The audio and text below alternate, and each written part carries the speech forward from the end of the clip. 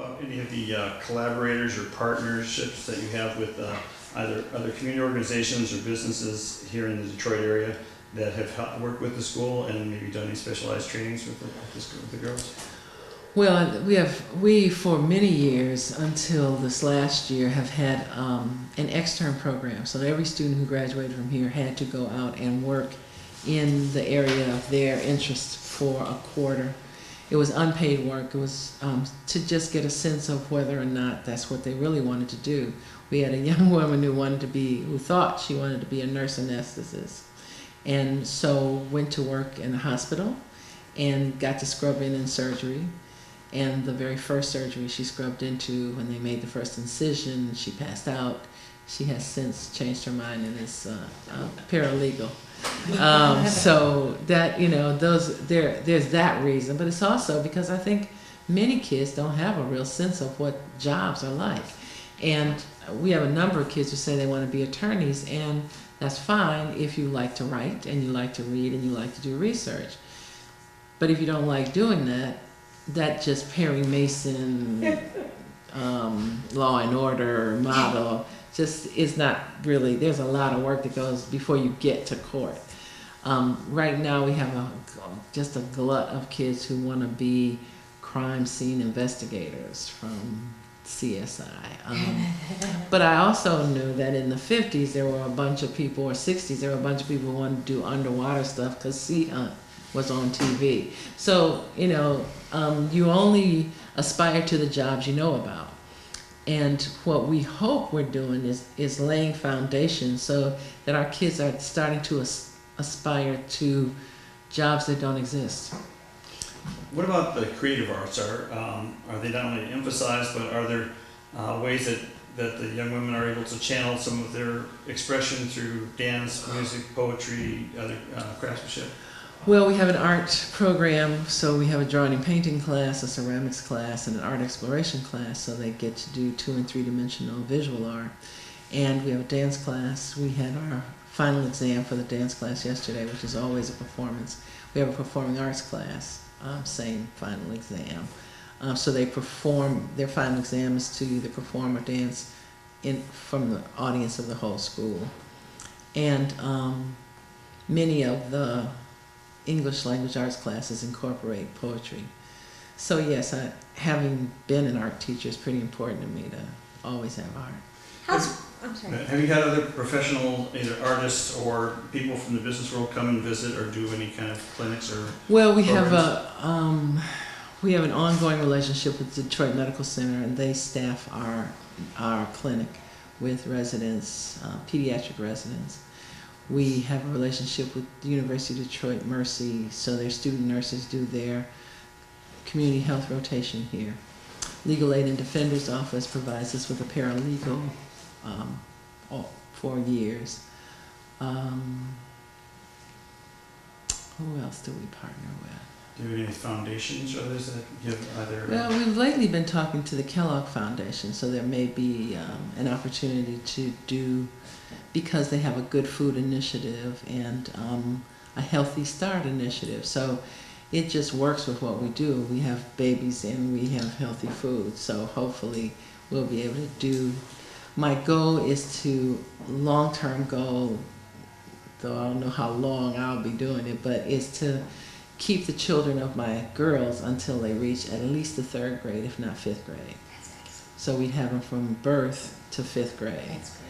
And that would just change the way, one, I could work with them as parents and make sure that they become consumers of education and not just acceptors of education. And we can also do the kind of parent development that makes smart kids, because we have smart parents. Speaking of parents, is there much parental involvement with the girls? Do their families get actively involved with the school at all? Is there much support there emotionally? I think there's a lot of emotional support for the girls. There isn't a lot of interactive involvement in the school. As in most high schools, parents start to kind of withdraw as kids get older. And then there's the added issue of students not, of them having kids. So then their mothers kind of expect them to be a little more mature, be a little more self-directed, so they're not as involved as they might be. As you've been doing this for 24 years, have you seen an active change in the way parents are regarding pregnant teens now? Have you seen changes in society? Can you tell me a little bit about how things have evolved? Big changes in society, big changes. I'm not sure I've seen so much change in parental support or involvement or even parent attitude. I think I've never met a parent who did not want the best for their child. I've never. Even though I've met some really incompetent parents, even those parents wanted the best for their children. But at the old school, we didn't have any parents who had any involvement with alcohol or drugs, maybe 2 or 3 kids. A lot more intact families, 2 parents at home. And in that time, that's changed radically. A lot more substance abuse issues that affect the lives of the children and their grandchildren. I hear more about incarcerated relatives, juvenile justice issues. We just didn't have those before. Yeah. Can you address the issues of dignity? Are there issues related to dress for success or preparing young women for careers outside of school? And Maybe do you see their self-esteem? You see the change in their self-esteem in terms of as they're getting attention and respect for their personal development? I think initially, well, we've been wearing black and white or blue and white for the last 20 years. So coming here and going from regular high school where you could wear anything and having to wear a uniform when you came here definitely changed it. But I think the most important thing is that we expect kids to be their best them. And we're small enough to hold them accountable for that. So it's not as if you say, okay, we want everybody to be good kids and then so what? Here we actually can work that out by saying, okay, here's what we expect and here are the tools. If you need some help, we're here to help you. Some girls have it pretty rough before they come here, or just being a parent is a challenge, and they have to take buses to get here and buses to get home. And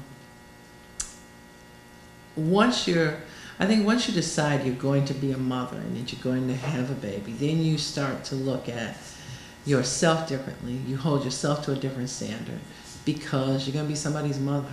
So some of the credit that we get for being a school that helps girls turn their lives around is really a school where girls come and turn their lives around. Some of it is us, but a lot of it is the girls because they say, hey, I had to do better. And most always, girls' grades improve when they come here. They start coming to school every day. They stop skipping school. They stop bad habits. Some of that is because we have an extraordinary staff and they encourage them and support them and maintain contact with them. And some is because the girls just decide this is the time that I have to start being my best me. Do you have any summer programs for the girls? For 19 years, we did summer school away from school. So we went to a college campus and we had summer school on a college campus because I wanted to demystify college for kids. If you haven't gone to college, if you're first generation college, you think that everybody who goes to college has to be super smart or super rich or something that you aren't. And all you have to do is be on a college campus for about a day and you realize that there are some smart people there and there are probably some rich people there, but there are some poor and there are some stupid. So it gives you the opportunity to know I can do this. So we went to Northern Michigan University for many, many years. And then after we stopped going to Northern Michigan, we went to Queen's University in Kingston, Ontario, because the US dollar was really strong and we got more bang for our buck in Canada. And then our last college was Talladega College in Talladega, Alabama, because they were going to also accept 10 of our girls for college in the fall and provide them with a dorm where they could take their children. Can I ask you about, not only is Michigan and Detroit facing tough economic times, but what are some of the challenges that you face ahead as a school here in Detroit? And do you also see yourself this school serving as a model for other communities like Muskegon or other parts of the country that may not have a program like this? I think the economic challenges in Detroit and the state of Michigan are daunting, and they have affected schools. Obviously, we've lost part of the foundation grant. I think it's $170 per student, and there are discussions about maybe losing more money come fall. So definitely, you learn to do more with less, and you learn to, if you're really good, you learn to do better with less. But that's almost alchemy.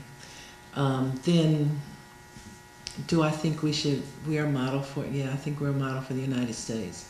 I think that instead of having fewer schools for pregnant parenting teens, we have to have more schools for pregnant parenting teens. And we need to be able to provide them with the kind of expectations that allow them to grow, blossom, and launch. They need to not, part of the problem with schools in the past is that they've really been just places where girls could stay for a short term and where they were staying to be segregated from other students, as opposed to a place where they would go so that they could really accelerate, catch up,